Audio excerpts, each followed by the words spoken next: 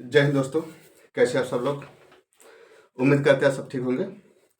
चलिए इसके आगे हम क्लास की शुरुआत करते हैं। ठीक दोस्तों, तो हम इसके पहले क्लास में वर्णमाला पढ़ रहे थे। ठीक दोस्तों, तो आज हम वर्णमाला में स्वर पढ़ लिया था। हमने क्या पढ़ लिया था? स्वर पढ़ लिया था। तो स्वर में हम खत्म कर लिए दोस्तों। आज हम क्या पढ़ेंगे? व्यंजन। ठीक दोस्तों, क्या पढ़ेंगे? व्यंजन पढ़ेंगे। आज हम पढ़ेंगे व्यंजन। ठीक दोस्तों, तो चलिए व्यंजन की शुरुआत करते हैं। बाकी आप लोग YouTube चैनल को लाइक और सब्सक्राइब कर दीजिएगा। ठीक दोस्तों, चलिए आगे हम शुरुआत करते हैं वर्णमाला। ठीक दोस्तों,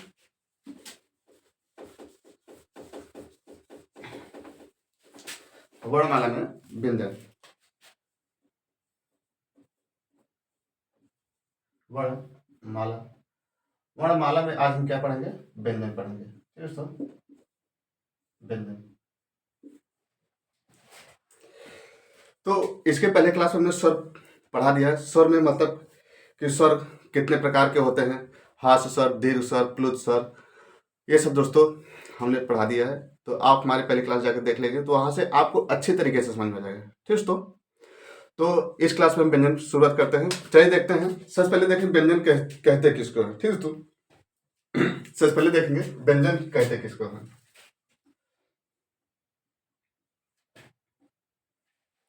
चलिए देखते हैं व्यंजन कहते किसको हैं। वे वर्ण, ठीक दोस्तों, वे वर्ण जो स्वरों की सहायता से बोले जाते हैं उसे व्यंजन कहते हैं। एक बार फिर से सुनिएगा। वे वर्ण जो स्वरों की सहायता से बोले जाते हैं उसे व्यंजन कहते हैं। क्या कह रहा है कि वे वर्ण जो स्वरों की सहायता से बोले जाते हैं, स्वरों की सहायता से बोले जाते हैं।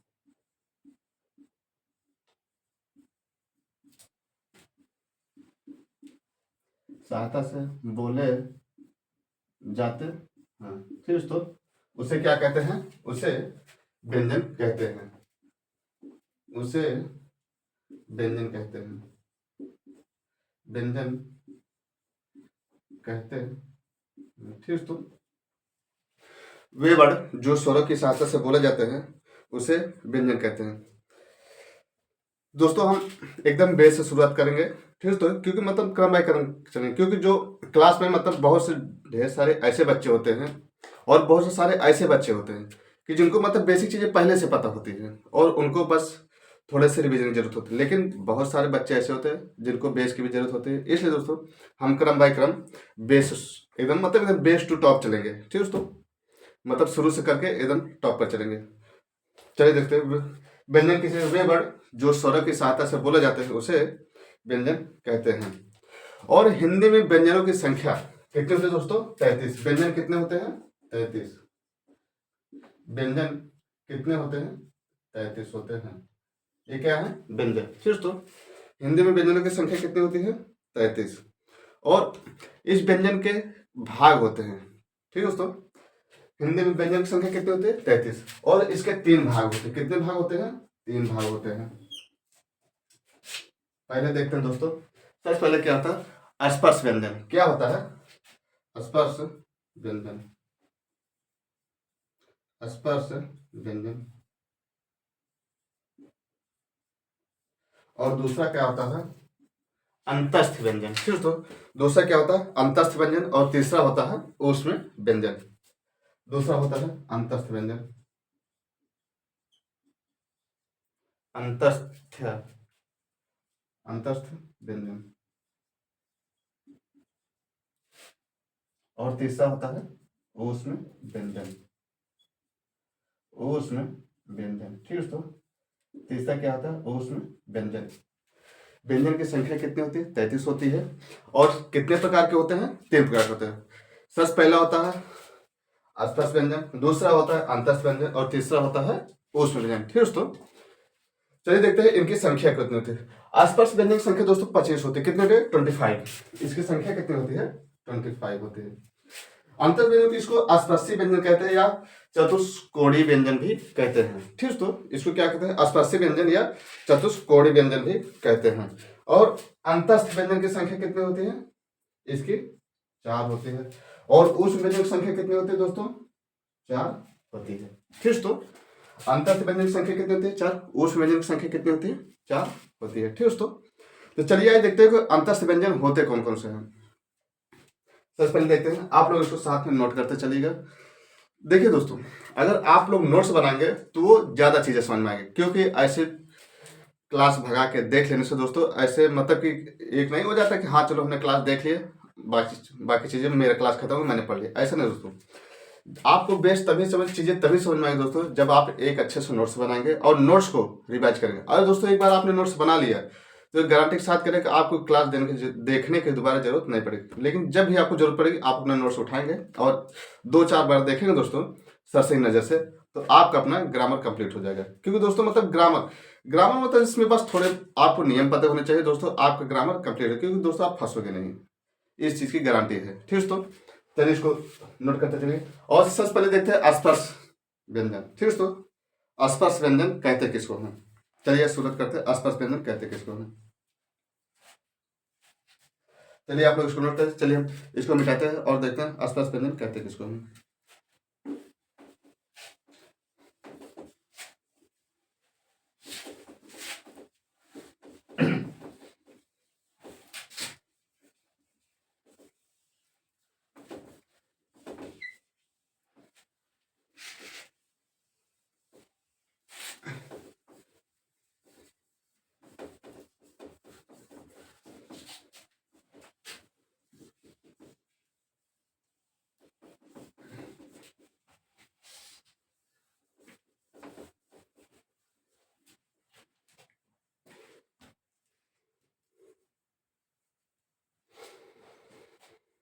चलिए देखते हैं स्पर्श व्यंजन। स्पर्श व्यंजन, ठीक तो स्पर्श व्यंजन।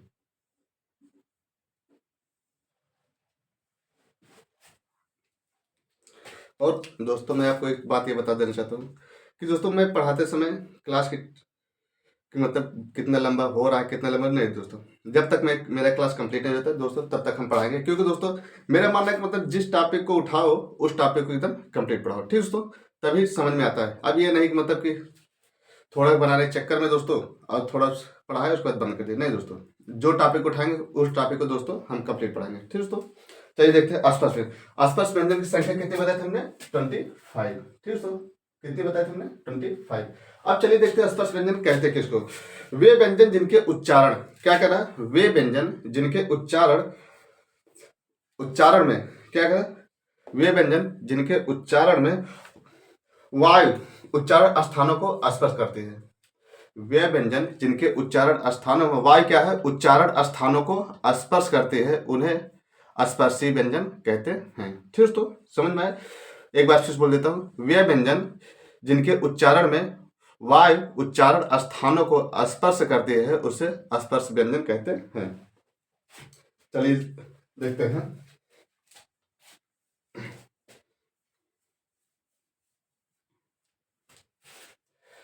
ये देखते हैं वे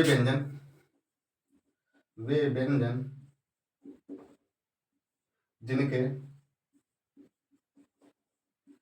उच्चारण करते समय, जिनके उच्चारण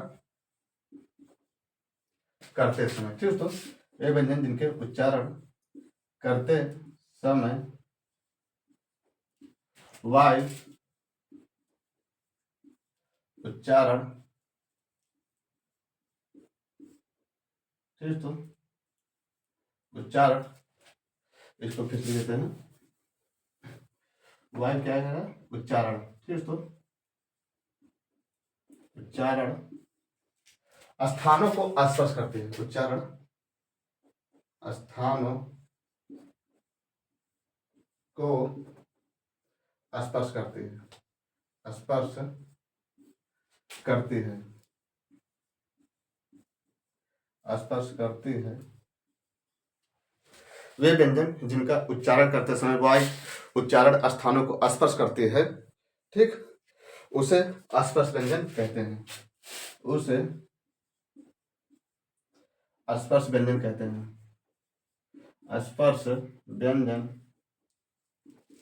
उसे स्पर्श व्यंजन कहते हैं। ठीक, तो उसे उस आसपास व्यंजन कहते हैं।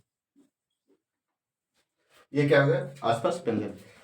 वे स्थान, ठीक है दोस्तों, वे व्यंजन जिनका उच्चारण करते समय वाय हमारे उच्चारण स्थानों को स्पर्श करते हैं, उसे क्या कहते हैं? स्पर्श व्यंजन कहते हैं। ठीक है दोस्तों, चलिए इसको देखते हैं, स्पर्श व्यंजन है कौन। ठीक ठीक, जैसे का वर्ग, जैसे क्या हो गया?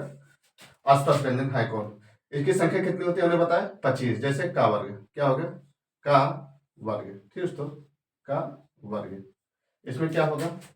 का, खा, गा, घा और अंगा। ठीक है, तो का, खा, गा, घा, अंगा। अगला क्या है? चा वर्ग। अगला क्या है दोस्तों? चा वर्ग। चा वर्ग, चलिए देखते हैं चा वर्ग में। चा, छ, जा, झ और या। अगला क्या है दोस्तों? टा वर्ग। टा वर्ग। टा, ठ, ड, ध और अड़ा। फिर उसके बाद क्या है? ता वर्ग। ता वर्ग। ता,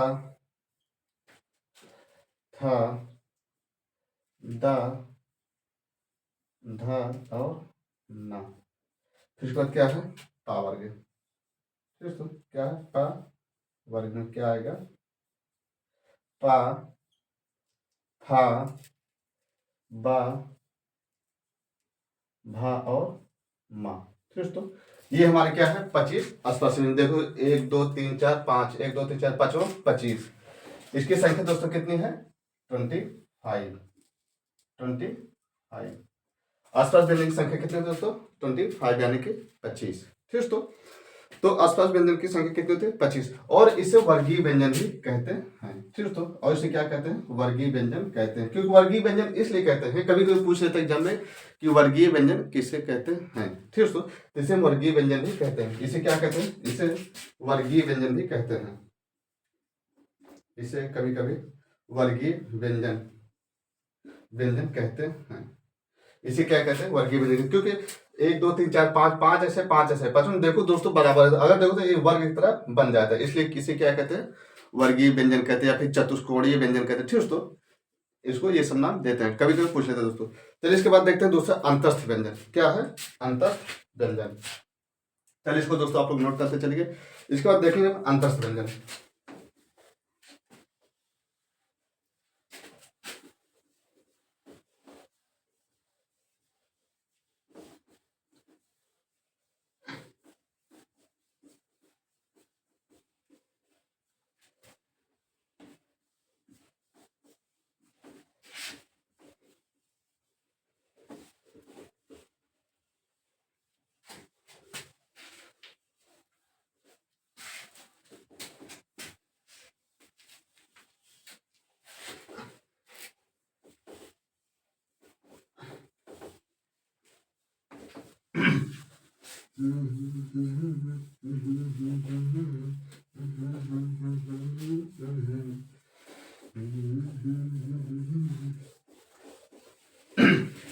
चलिए इसके बाद दोस्तों देखते हैं अंतस्थ व्यंजन। ठीक है, तो इसके बाद दूसरा क्या देखते हैं? अंतस्थ व्यंजन। क्या है? अंतस्थ व्यंजन। ठीक है, तो अंतस्थ व्यंजन। अंतस्थ व्यंजन। ठीक है, तो अंतस्थ व्यंजन की संख्या कितनी होती है दोस्तों? 4 होती है। कितनी होती है? 4 होती है। और अंतस्थ व्यंजन होते कौन है? ठीक है, तो सबसे पहले देखते हैं अंतस्थ व्यंजन कहते किसको हैं। ठीक है, तो अंतस्थ व्यंजन कहते किसको हैं? वे व्यंजन, ठीक है, तो क्या कह रहा है कि वे व्यंजन जिनके उच्चारण, वे व्यंजन जिनके उच्चारण वाय मुख उच्चारण स्थानों को हल्का सा स्पर्श करती है। वे व्यंजन जिनके उच्चारण वाय मुख स्थानों को हल्का सा स्पर्श करते हैं, उसे अंतस्थ व्यंजन कहते हैं। और इसकी संख्या कितनी होती है? 4। क्या कहते हैं? अंतस्थ वाय मुख को हल्का सा स्पर्श करती है। वाय मुख को हल्का सा स्पर्श करती है, वायु मुख को हल्का यानी कि थोड़ा, फिर तो थोड़ा सा स्पर्श करती है, स्पर्श करती है, करती है, उसे क्या कहते हैं? उसे अंतस्थ व्यंजन कहते हैं, उसे अंतस्थ व्यंजन कहते हैं, व्यंजन कहते हैं, ठीक, तो उसे अंतस्थ व्यंजन कहते हैं। चलिए आइए देखते हैं। और इसकी संख्या कितनी होती है? हमने बताया कि संख्या 4 होती है। और कौन कौन से होते हैं? या, रा, लावा, या, रा, ला और वा, ये हमारे क्या है? अंतस्थ व्यंजन। और इसकी संख्या कितनी होती है? 4 होती है, ठीक, तो या, रा, ला, वा, इसे क्या कहते हैं? अंतस्थ व्यंजन कहते हैं। और इसमें जो या और वाह है, इसमें जो या और वाह है, या और क्या है? वाह, ठीक, तो इसमें जो या और वाह है वो क्या है दोस्तों? ऐसे स्पर्श व्यंजन भी कहते हैं, ठीक, तो जैसे अर्ध स्वर भी कहते हैं इसे, इसे क्या कहते हैं? और या कैसे? अर्ध स्वर भी कहते हैं, अर्ध स्वर भी कहते हैं, ठीक, तो कहते हैं। या और वाह को हम क्या कहते हैं दोस्तों? अर्ध स्वर भी कहते हैं, ठीक, तो चलिए उसके बाद देखते हैं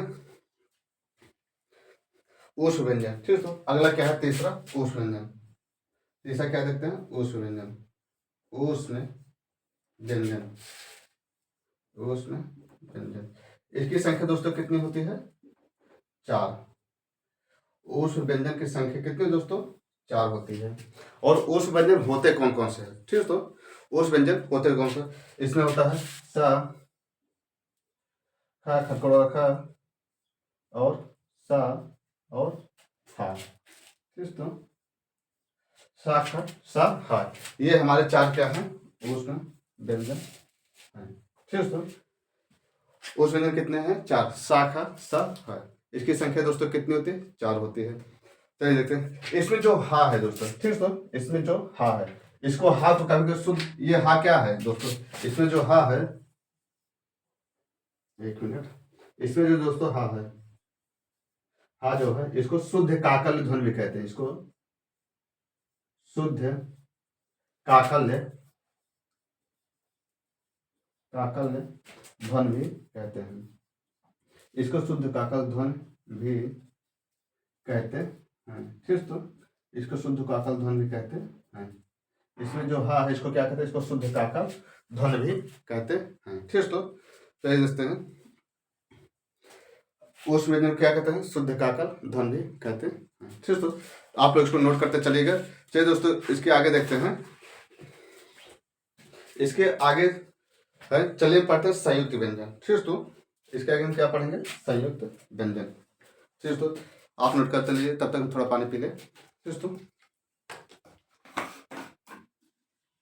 पानी भी मेरे खत्म हो गया है।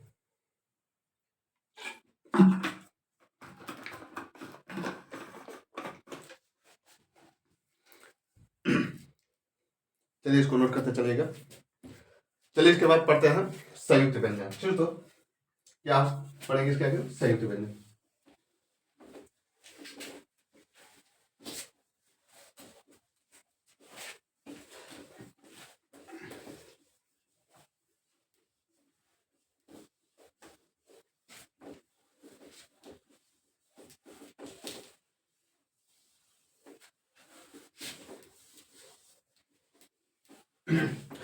और दोस्तों ये क्लास खत्म होने के बाद हम आपको मतलब जो पूरा वर्णमाला पढ़ाएंगे दोस्तों, हम इस पर क्यूज करवाएंगे, फिर तो आपको प्रैक्टिस के लिए क्यूज कराएंगे, फिर इसके बाद हम नए चैप्टर की शुरुआत करेंगे दोस्तों। हम साथ ही साथ क्यूज भी करवाते चलेंगे और ग्रामर को चैप्टर बाय चैप्टर पढ़ाते चलेंगे, ठीक, तो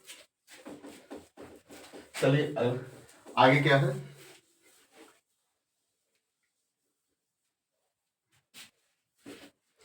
इसके आगे देखते हैं दोस्तों हम संयुक्त व्यंजन।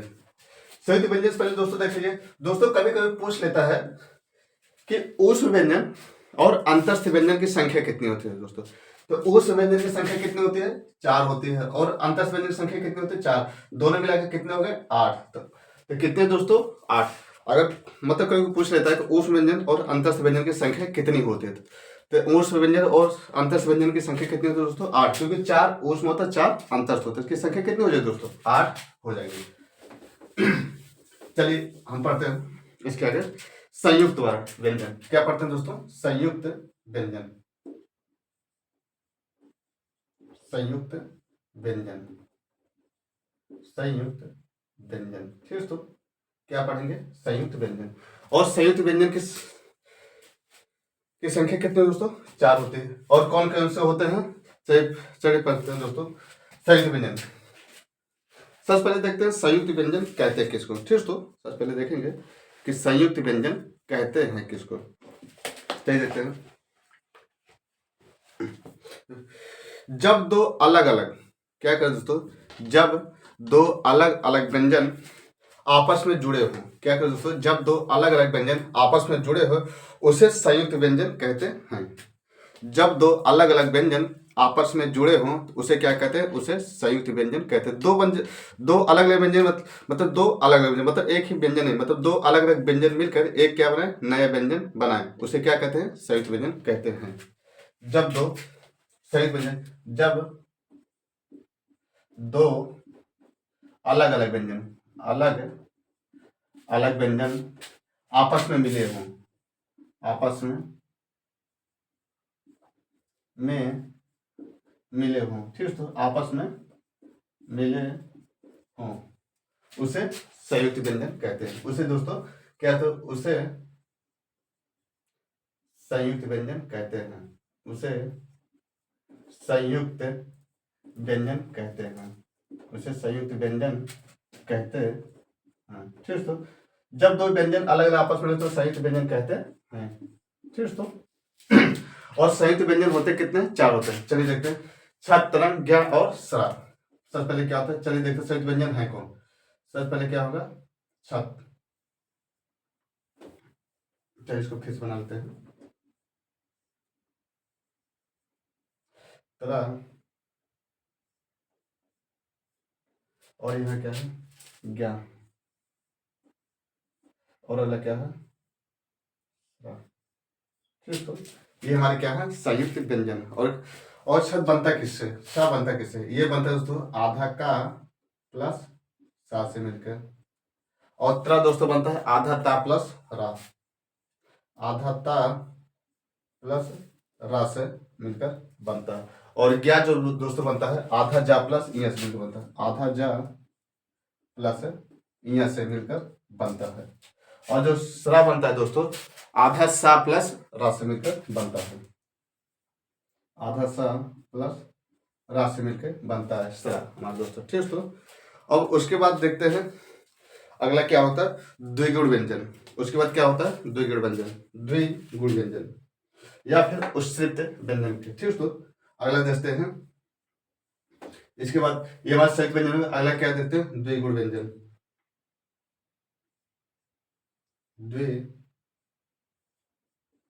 द्विगुण व्यंजन, द्विगुण व्यंजन, ठीक है। तो या फिर उच्छृत व्यंजन, ठीक है। तो क्या करेंगे? उच्छृत व्यंजन। उच्छृत या व्यंजन। और कौन क्वेश्चन दोस्तों? द्विगुण व्यंजन और उच्छृत, या इसको द्विगुण व्यंजन कहते हैं या फिर उच्छृत व्यंजन कहते हैं। चलिए देखते हैं द्विगुण व्यंजन कहते हैं किसको। वे व्यंजन जिनके जिह्वा उल्टे से ऊपर, मतलब वे व्यंजन जिनके जिह्वा झटके से ऊपर आ जाए, मतलब वे व्यंजन जो बोलते जिह्वा क्या होगा? झटके से ऊपर आ जाए, उसे क्या कहते हैं? द्विगुण व्यंजन कहते हैं। और ये कौन कौन से? डा और ढा। डा और यहाँ लिख लेते हैं दोस्तों, डा और ढा। उससे व्यंजन द्विगुण व्यंजन है कौन कौन से दोस्तों? क्या है? डा और ढा। डा और ढा, ये सब क्या है? दोनों, ये दोनों क्या है दोस्तों? द्विगुण व्यंजन है, ठीक है दोस्तों। आप इसको नोट करते चलिएगा। उसके बाद हम पढ़ते हैं दोस्तों अयोगवा व्यंजन। अयोगा दोस्तों हमने उसी दिन पढ़ा दिया था। अयोगा क्या होते हैं? अन्न और आहार। चलिए फिर से एक बार देख लेते हैं इसको दोस्तों, लोग नोट करते चलिए। उसको चलिए देखते हैं अयोगवा। अयोगवा दोस्तों हमने सर पढ़ाते समय पढ़ा दिया था, लेकिन चलिए फिर से पढ़ा देते हैं। अयोगवा कहते हैं किसको हम? मतलब अयोगवा उसे कहते हैं दोस्तों जो ना स्वर में हो और ना ही व्यंजन में हो। ठीक दोस्तों, अयोगवा व्यंजन उससे कहते हैं, अयोगवा उसे कहते हैं जो ना स्वर में हो ना ही व्यंजन में, उसे क्या कहेंगे? अयोगवा। चलिए देखते हैं अयोगवा। अयोग वाह। ठीक दोस्तों, अयोग वाह। और इसकी संख्या और अयोगवास कौन कौन से दोस्तों? अन्न और आहार। ठीक दोस्तों, क्या है? अन्न और आहार। क्या है? अन्न और आहार। ये ना तो स्वर होते हैं ना तो व्यंजन होते हैं, ना तो स्वर होते हैं ना तो व्यंजन होते हैं, ना तो स्वर होता है, स्वर होता है ना तो व्यंजन, ना तो व्यंजन। ठीक है दोस्तों, ना तो स्वर होता है ना ही व्यंजन, उसे क्या कहते हैं? अयोगा कहते हैं। मतलब जब जहां जरूरत पड़ती है दोस्तों वैसा यूज हो जाता है। और इसको दोस्तों अनुस्वार कहते हैं। अन्न को क्या कहते हैं? अनुस्वार। अन्न को अनुस्वार कहते हैं। इसको क्या कहते हैं? अनुस्वार, अनुस्वार। और आहा को क्या कहते हैं दोस्तों? इसको विसर्ग कहते हैं। ठीक है दोस्तों, इसको क्या कहेंगे? विसर्ग। इसको विसर्ग कहते हैं। ठीक है दोस्तों, आहा को क्या कहते हैं? विसर्ग कहते हैं। ठीक है दोस्तों, तो हिंदी में ध्वनि हमने पढ़ लिया दोस्तों। स्वर कितने पढ़ लिए? 11। व्यंजन कितने पढ़ लिए? 33। संयुक्त व्यंजन कितने पढ़ लिए? 4। अयोगवा कितने पढ़ लिए? 2। और उच्छेद व्यंजन कितने पढ़ लिए? 2। ठीक है दोस्तों, चलिए देखते हैं। अब उसके बाद देखते हैं प्रयत्न के आधार पर वर्णों का विभाजन करेंगे। ठीक है दोस्तों, अब इसके बाद हम देखेंगे प्रयत्न के आधार पर वर्णों का विभाजन करेंगे। चलिए देखते हैं। यहाँ तक पढ़िए दोस्तों, अयोगवा हो गया। अब उसके बाद पढ़ते हैं दोस्तों प्रयत्न के आधार पर वर्णों के विभाजन। दोस्तों अब यहाँ से पढ़ेंगे, यहाँ पे दोस्तों व्यंजन से हमारा अच्छा खासा क्वेश्चन बनता है, क्योंकि ज्यादा से ज्यादा क्वेश्चन दोस्तों प्रयत्न के आधार पर क्वेश्चन व्यंजन में पूछे जाते हैं। ठीक है दोस्तों, तो आप लोग यहाँ से ज्यादा ध्यान दीजिएगा, क्योंकि दोस्तों यहाँ से ज्यादा क्वेश्चन पूछे जाते हैं प्रयत्न के आधार पर वर्णों का विभाजन या फिर व्यंजनों का विभाजन। ठीक है दोस्तों, चलिए देखते हैं प्रयत्न के आधार पर व्यंजन के विभाजन कौन कौन से हैं।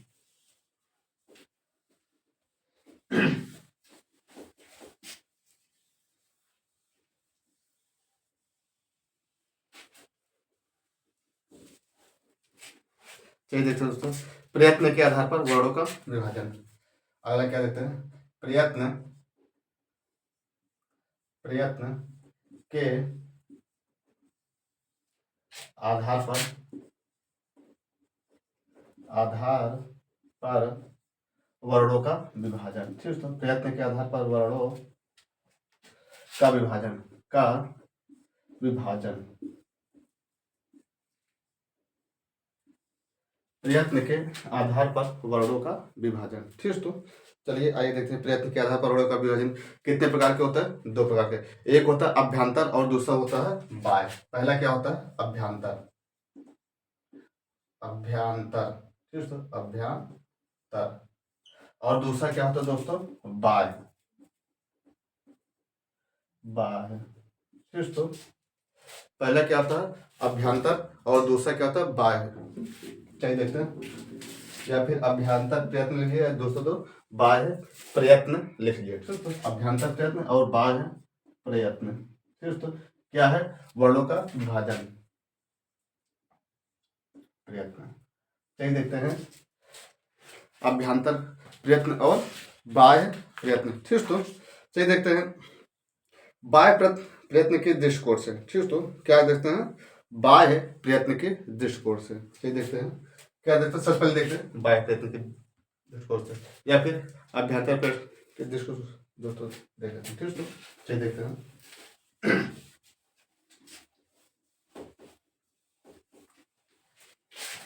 सबसे पहले देखते हैं बाह्य प्रयत्न के दृष्टिकोण के वर्णों के विभाजन। सबसे पहले देखते हैं बाह्य, आप लोग दोस्तों साथ साथ नोट करते चलेंगे। बाह्य प्रयत्न, प्रयत्न की दृष्टि से वर्णों का विभाजन।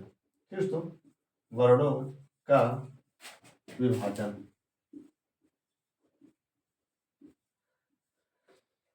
बाह्य प्रयत्न के दृष्टि से वर्णों का विभाजन। और बाह्य प्रयत्न वर्णों के दृष्टि वर्णों का विभाजन कितने प्रकार के होते हैं? 2 प्रकार के होते हैं। ठीक है दोस्तों, कितने प्रकार के होते हैं? 2 प्रकार के होते हैं। इसके कितने भाग होते हैं? विभाजन 2 भाग होता है। ठीक है दोस्तों, 2 भाग होता है। ठीक है दोस्तों, आइए देखते हैं होता कौन कौन। सबसे पहले होता है दोस्तों वायु के आधार पर। ठीक है दोस्तों, सबसे पहले क्या होता है? वायु यानी कि प्राण के आधार पर। और दूसरा होता है घोष के आधार पर। पहला होता है वायु के आधार पर, वायु यानी कि प्राण के आधार पर, वायु यानी कि प्राण के आधार पर। और दूसरा होता है दोस्तों, दूसरा क्या होता है? घोष के आधार पर। दूसरा क्या होता है? घोष के आधार पर। ठीक है दोस्तों, दूसरा क्या होता है? घोष के आधार पर। और इसको देखो, वायु प्राण के आधार पर दोस्तों 2 भागों में बांटा होता है। कितने भाग में बांटा होता है? 2 भागों में। पहला होता है अल्प प्राण, पहला होता है अल्प प्राण। ठीक है दोस्तों, और दूसरा होता है महाप्राण, महाप्राण। ठीक है, पहला होता है अल्प प्राण, दूसरा होता है महाप्राण। और घोष के आधार पर दोस्तों देखते हैं, ये भी 2 भागों में बांटा होता है। कितने भागों में बांटा है? ये भी दो भागों में बांटा होता है। अब पहला क्या होता है? अघोष। पहला क्या होता है? अघोष। ठीक है दोस्तों, और दूसरा क्या होता है? सघोष। ठीक है, और दूसरा क्या होता है? सघोष। मतलब वायु के आधार पर 2 भागों में बांटे होते हैं। पहला होता है अल्प प्राण, दूसरा होता है महाप्राण। और घोष के आधार पर 2 भागों में बांटे, पहला होता है अघोष और दूसरा होता है दोस्तों सघोष। ठीक है दोस्तों, आप लोग के यहाँ तक समझ में आ गया होगा। तो दोस्तों आगे बढ़े। ठीक है दोस्तों, चलिए आगे देखते हैं। सबसे पहले देखते हैं वायु या प्राण के आधार पर। ठीक है दोस्तों, सबसे पहले पढ़ेंगे हम वायु या प्राण के आधार पर। चलिए देखते हैं वायु या प्राण के आधार पर।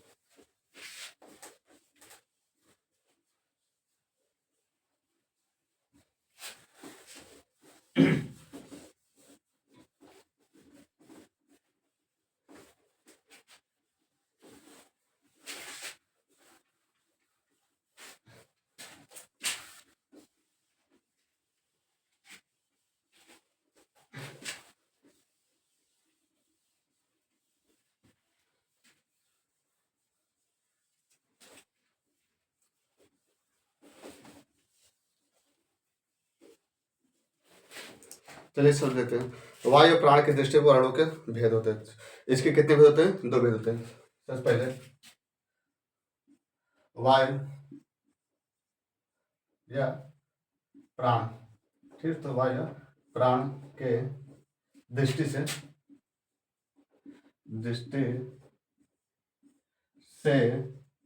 वर्णों के भेद। ठीक, तो वायु प्राण की दृष्टि से वर्णों के भेद। ठीक है, इसके कितने भेद होते हैं? 2 भेद होते हैं। भेद कितने होते हैं? भेद कितने भेद होते हैं दोस्तों?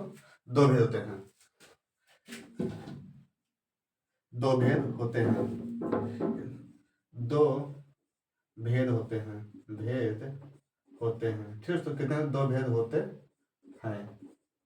चलिए देखते हैं 2 भेद है कौन कौन से। सबसे पहले दोस्तों अल्प प्राण। पहला क्या होता है? अल्प प्राण। और दूसरा क्या होता है दोस्तों? महाप्राण। दूसरा क्या होता है? महाप्राण। अल्प प्राण, अल्प प्राण दोस्तों सबसे देखते हैं अल्प प्राण वे वर्ण। ठीक है दोस्तों, वे वर्ण जिनका उच्चारण करते समय कम वायु की आवश्यकता होती है उसे अल्प प्राण कहते हैं। वे वर्ण जिनका उच्चारण करते समय कम वायु की आवश्यकता होती है उसे अल्प प्राण कहते हैं। और दूसरा है महाप्राण, वे वर्ण जिनके उच्चारण करते समय अधिक वायु की आवश्यकता होती है उसे महाप्राण कहते हैं। सबसे पहले देखते हैं अल्प प्राण। ठीक है, अल्प प्राण, अल्प प्राण। ठीक दोस्तों, अल्प प्राण कहते हैं किसको? वे वर्ण जिनका उच्चारण करते समय उच्चारण करते समय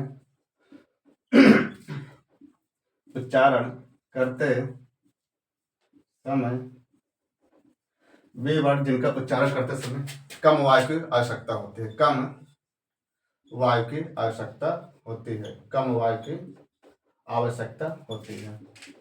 आवश्यकता होती है,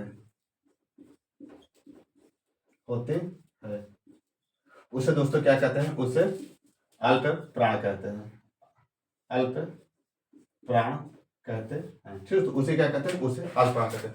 और दूसरा क्या है? महाप्राण। वे वर्ड, दूसरा क्या है दोस्तों? महाप्राण। ठीक है, वे वर्ड जिनका उच्चारण करते समय, जिनका उच्चारण करते समय, उच्चारण करते समय, करते समय अधिक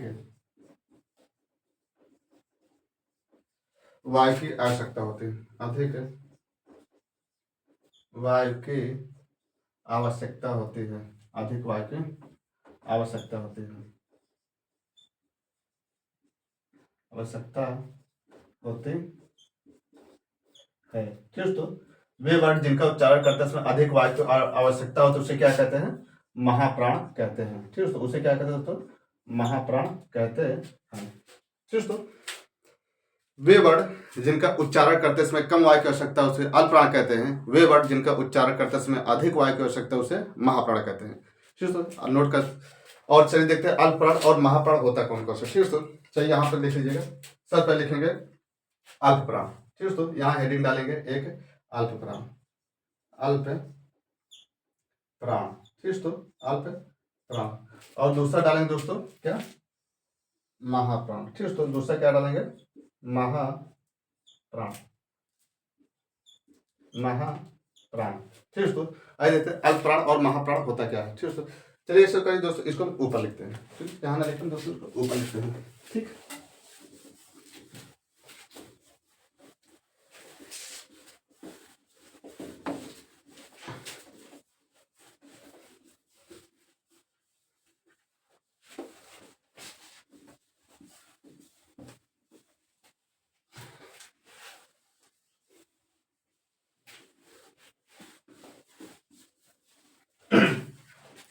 चलिए देखते हैं अल्प प्राण। अल्प प्राण कौन कौन से हैं? अल्प प्राण। ठीक है, तो अल्प प्राण।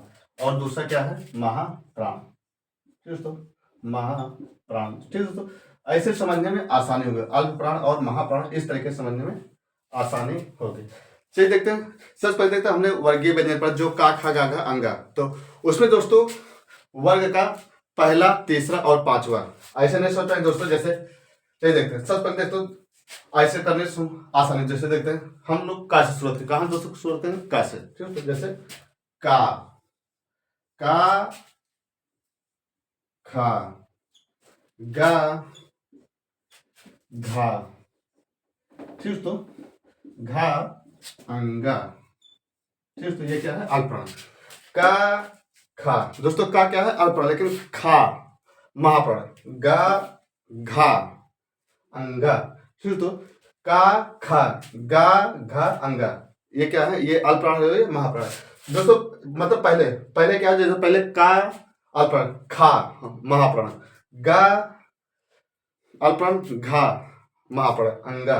दोस्तों पहले एक यहाँ, पहले अल्प प्राण, फिर महाप्राण, फिर अल्प प्राण, फिर महाप्राण, फिर अल्प प्राण। ठीक, ऐसे शुरुआत में जो दोस्तों जहां पड़ेगा वो क्या है? जैसे पहले यहाँ अल्प प्राण, दूसरा यहाँ खा महाप्राण, गा घा, ये महाप्राण हो गया ना अंगा। ये क्या है दोस्तों? अल्प प्राण। देख सकते, का पहले पाया, खा दूसरे पाया दोस्तों, फिर गा तीसरे पाया, घा चौथे पाया दोस्तों, घा क्या आया? चौथे पे आया। और क्या? अंगा, ये क्या है दोस्तों? पांचवे पे आएगा। ठीक, तो ऐसे है जैसे 1 3 5 दोस्तों, 1 3 5 रटने की जरूरत ही नहीं पड़ेगी, क्योंकि 2 4 1 3 5 दोस्तों ऐसे रटने की जरूरत नहीं। आप दोस्तों वर्ड याद है, जैसे का खा गा घा अंगा, ये क्या है दोस्तों? अल्प प्राण, ये क्या है? महाप्राण। और ऐसे देखते हैं अगला, चा छा। ठीक, तो जा क्या होगा? जा झा इया। ठीक, तो हो गया। फिर देते हैं टा ठा डा ढा आड़ा। ठीक, तो फिर अगला क्या हो गया? ता था दा धा ना।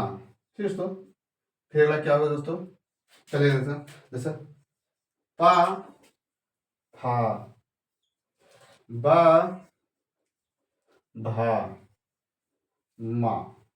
ठीक है दोस्तों, पा फा बा भा मा। ठीक है दोस्तों, ये क्या हो गया, अल्पप्राण। और दोस्तों जो इसके अलावा जो बचता है अंतस्थ है। और अल्पप्राण क्या आता है दोस्तों, अंतस्थ है। अंतस्थ हमने अंतस्थ पढ़ा था ना दोस्तों, अंतस्थ अंतस्थ अंतस्थ क्या है, या रा वा, ये सब किस में आते हैं दोस्तों, अल्पप्राण में। या रा ला और वा, या रा ला वा, ये सब किस में आता है, अल्पप्राण में। और इसके बाद क्या आता है, 11 स्वर। और क्या आएगा दोस्तों, 11 स्वर, ये सब किस में आते हैं, अल्प प्राण। उसके बाद दोस्तों महाप्राण क्या है दोस्तों, ऊष्म व्यंजन। हमने ऊष्म पढ़ा था ना दोस्तों अभी कुछ देर पहले, ऊष्म किस में आएगा, महाप्राण। और ऊष्म क्या क्या क्या होते हैं, सा ख सा और ह। ठीक है दोस्तों, ये सब क्या है, महाप्राण है। ठीक है दोस्तों, और कभी कभी इसकी दोस्तों संख्या पूछ लेता है। और क्या करता है, कभी कभी दोस्तों इसकी संख्या पूछ लेता है। संख्या 2 2 4 2 6 2 8 2 10 10 4 2 2 4 2 6 2 8 10 10 4 14। तो महाप्राण की संख्या कितनी है दोस्तों, 14। महाप्राण की संख्या कितनी है दोस्तों, 14 होती है। जबकि वही अल्पप्राण देखो, 3 3 6 3 9 3 12 3 15 15 4 19 15 4 दोस्तों 19 19 1 20 20 10 30। ठीक दोस्तों, देखिए 3 3 6 6 3 9 9 3 12 3 15 15 4 19, इसमें से ले 20 20 10 30। ठीक दोस्तों, कितनी होती है दोस्तों, महा अल्पप्राण की संख्या दोस्तों होती है 30। चलिए इसके बाद देखते हैं, उसके बाद देखते हैं स्वरतंत्रियों के आधार पर। ठीक है, इसको नोट कर लीजिए। उसके बाद देखते हैं स्वरतंत्रियों के आधार पर। ठीक दोस्तों, तो आप इसको नोट करते चलिएगा।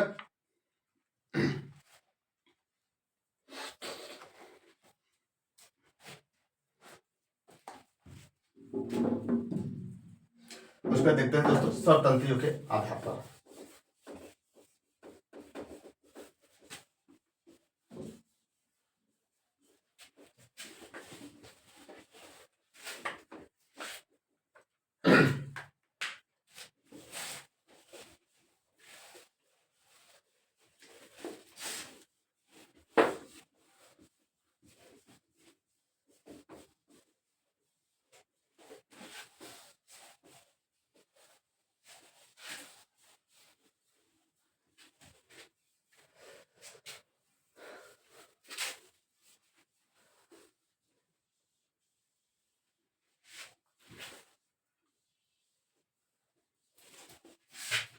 चलिए दोस्तों अगला देखते हैं स्वर तंत्रियों के आधार पर। उसमें कितने होते हैं, आघोष और सघोष। स्वर तंत्रियों के आधार पर क्या देखते हैं, स्वर तंत्रियों के आधार पर। स्वर तंत्रियों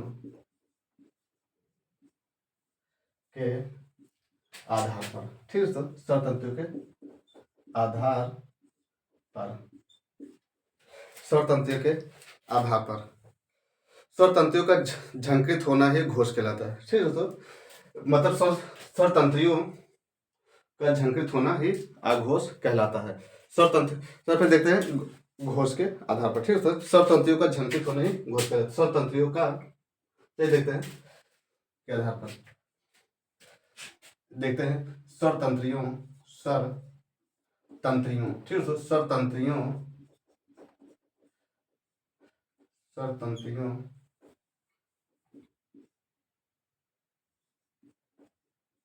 का झंकृत होना ही, ठीक है, स्वर तंत्रियों का झंकृत होना ही घोष कहलाता है। घोष कहलाता है, घोष कहलाता है। ठीक है, तो स्वर तंत्रियों का झंकृत होना ही घोष कहलाता है। चलिए देखते हैं कौन कौन से दोस्तों। पहला होता है आघोष, आ घोष। ठीक है, तो आ घोष। और दूसरा होता है दोस्तों सघोष, स घोष। ठीक है, तो दूसरा क्या होता है, सघोष। इसको यानी कि घोष भी कह सकते हैं, इसको घोष भी कह सकते हो। पहला होता है आघोष, दूसरा होता है सघोष। इसमें भी दोस्तों जैसे उसमें पहला तीसरा पांचवा अल्पप्राण होता है और दूसरा चौथा क्या होता है, महाप्राण। तो दोस्तों इसमें क्या होता है, पहला और दूसरा क्या होता है, अघोष। पहला और दूसरा क्या होता है, अघोष। पहला दूसरा उसको कहने को, जैसे का, खा, ये क्या हो गया, अघोष। और कहते हैं गा, घा और अंगा, ये क्या हो गया दोस्तों, साघोष। फिर दूसरा क्या है, चा, छा, क्या है दोस्तों, आघोष। ये क्या है, पहला, ये क्या है, दूसरा। इसमें दोस्तों तीसरा, चौथा और पांचवा। ठीक है, इसमें दोस्तों और ज्यादा आसान होता है कि पहला दूसरा क्या होता है, अघोष, और तीसरा चौथा पांचवा क्या होता है, साघोष। चा, छा, जा, झा और या। फिर क्या है दोस्तों, ता, ठा, डा, ढा, और दोस्तों क्या होता है अगला, आड़ा। फिर उसका दोस्तों क्या, ता, ता वर्ग में ता, था। फिर उसको सघोष क्या आता है, दा, धा और ना। ठीक है दोस्तों। फिर आगे देखते हैं, पा, फा, बा, भा और मा। ठीक है दोस्तों, ये क्या हो गया, हमारा आघोष हो गया। क्या है दोस्तों, सघोष हो गया।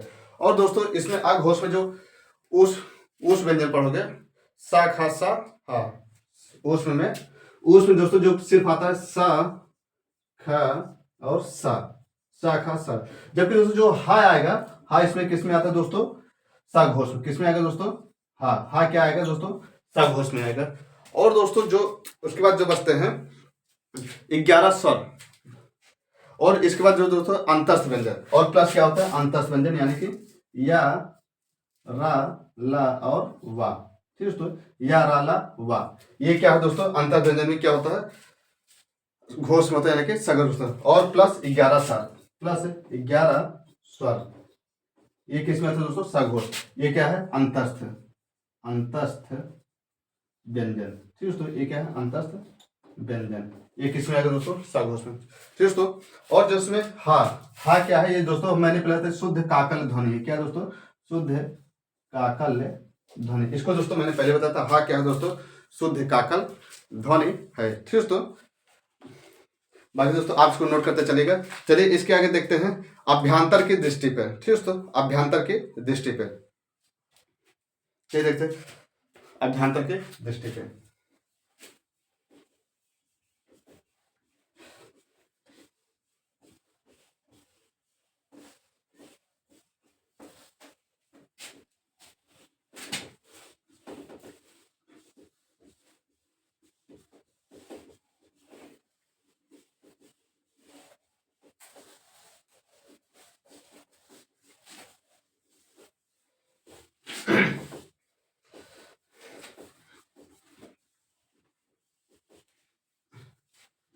मन की सवरिया बन गई ना तो ना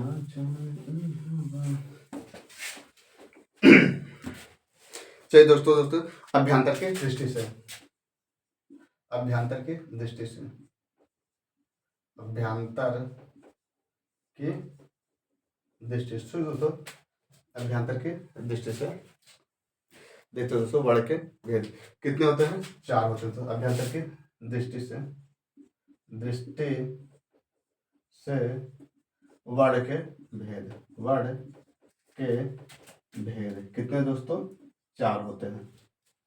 पहला क्या होता है दोस्तों, विपरीत। पहला क्या होता है, विपरीत। ठीक है, तो पहला क्या होता है, विपरीत। और दूसरा होता है दोस्तों समविपरीत। दूसरा होता है समविपरीत, समविपरीत, समविपरीत। ठीक है। और तीसरा होता है अर्ध विपरीत। ठीक है, तो तीसरा होता है अर्ध विपरीत, अर्ध विपरीत। चलिए दोस्तों यहां नीचे लिखते हैं।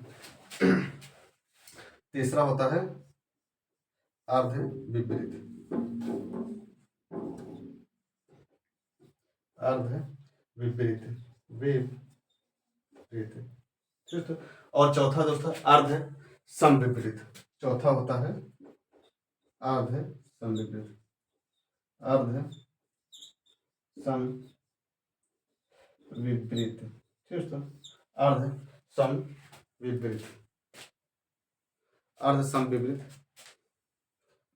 अर्ध विपरीत, और दोस्तों अर्ध संपरीत, चाहे संपरीत सम विपरीत कर दे दोस्तों, ठीक है।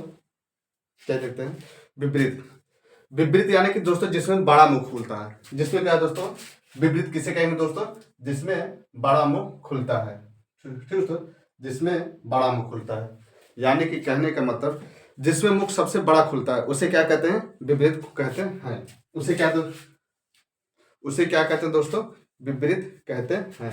जिसमें मुख सबसे बड़ा खुलता है, जिसमें मुंह सबसे बड़ा खुलता है, सबसे बड़ा खुलता है, जिसमें मुंह सबसे बड़ा खुलता है, ठीक तो उसे क्या कहते हैं, उसे विपरीत कहते हैं। और विपरीत में क्या आता है दोस्तों, इसमें क्या आता है, इसका उदाहरण क्या हो गया दोस्तों, आ, ठीक दोस्तों, क्या हो गया, बड़ा आ, ये हमारा क्या हो गया दोस्तों, विपरीत, ठीक तो ये हमारा क्या हो गया, विपरीत। और दूसरा देखते हैं तो अर्ध विपरीत, जिसमें मुंह आधा खुलता है, ठीक तो जिसमें मुंह, इसी का उल्टा क्या होता है दोस्तों, इसमें दोस्तों क्या होता है, पूरा खुलता है, और इसमें क्या होता है दोस्तों, मुंह आधा खुलता है। इसमें क्या होता है, मुंह आधा खुलता है, आधा खुलता है, ठीक तो मुंह आधा खुलता है, इसे क्या है दोस्तों, अर्ध विपरीत। और इसका उदाहरण एग्जांपल क्या है, इसका उदाहरण जैसे हो गया दोस्तों, ई, बड़ी ए और ओ, छोटा ओ, और क्या हो गया, बड़ा ओ, क्या दोस्तों, जैसे ए ओ, ये दोस्तों दो करना तो मतलब इसमें हमारा मुंह क्या होता है, आधा खुलता है। और ठीक दोस्तों, चलिए अगला देखते हैं समृद्ध, ठीक दोस्तों, अगला क्या देखते हैं, समृद्ध, विपरीत का उल्टा, ठीक दोस्तों, विपरीत का उल्टा क्या होता है, समृद्ध। ये क्या दोस्तों, विपरीत का उल्टा, विपरीत का उल्टा, ठीक दोस्तों, विपरीत का उल्टा क्या कहलाता है, समृद्ध। इसमें दोस्तों सबसे बड़ा मुंह खुलता है ना दोस्तों, इसमें जैसे विपरीत में क्या होता था, सबसे बड़ा मुंह खुलता था, और समृद्ध क्या है, विपरीत का उल्टा, इसमें मुंह दोस्तों क्या होता है, बहुत ही कम खुलता है, ठीक दोस्तों। अर्ध विपरीत नहीं दोस्तों, इसका उदाहरण कुछ और, अर्ध विपरीत का उदाहरण होगा दोस्तों आ ए ओ, ठीक दोस्तों, क्या होगा, आ जिसमें बड़ा, इसमें क्या होगा छोटा, आ ए और ओ, ठीक दोस्तों, आ ए और ओ, ये क्या होगा दोस्तों, अर्ध विपरीत। दोस्तों आप लोग करेक्शन कर लीजिएगा, क्योंकि दोस्तों हमने समृद्ध का उदाहरण यहाँ लिख दिया था, ठीक दोस्तों। समृद्ध में क्या होगा, मतलब विपरीत का उल्टा क्या होता है, समृद्ध होता है। मतलब विपरीत क्या होता था, पूरा मुंह खुलता था, मतलब आ, क्या दोस्तों, आ, और इसका उल्टा क्या है, समृद्ध, मतलब इसमें थोड़ा सा मुंह खुलता, जैसे ई उ क्या होगा दोस्तों, इसका उदाहरण क्या हो गया, जैसे ई, ठीक दोस्तों, और क्या होगा, ओ, ये क्या होगा दोस्तों, हमारा समृद्ध हो गया, ठीक दोस्तों। चलिए देखते हैं, अब देखते हैं अर्ध समृद्ध, ठीक दोस्तों, अर्ध समृद्ध। अर्ध समृद्ध कहते हैं जिसमें मुख आधा बंद रहता है, क्या होता है, मुख आधा बंद रहता है, मुख आधा बंद रहता है, ठीक दोस्तों, मुख आधा बंद रहता है, उसे क्या कहते हैं, समृद्ध कहते हैं। और इसका उदाहरण क्या है दोस्तों, ए और ओ, ठीक दोस्तों, ए और ओ होगा, ठीक दोस्तों, असमृद्ध ए और ओ होगा, ठीक दोस्तों। अर्ध विपरीत उदाहरण क्या है, आ ए और ओ, और समृद्ध उदाहरण क्या है दोस्तों, ए और ओ होगा, ठीक दोस्तों। चलिए इसके आगे देखते हैं वर्णों का उच्चारण स्थान, ठीक दोस्तों, वर्णों का उच्चारण स्थान, ठीक दोस्तों, वर्णों का उच्चारण स्थान दोस्तों हम नेक्स्ट क्लास पढ़ेंगे। बाकी दोस्तों आप लोग को जैसा भी क्लास लगे दोस्तों, आप अपनी राय कमेंट में जरूर बताइएगा, जैसा क्लास लगे आप लोग दोस्तों जरूर बताइएगा, ठीक दोस्तों। बाकी आप लोग चैनल को लाइक और सब्सक्राइब कर सकते हैं दोस्तों, धन्यवाद।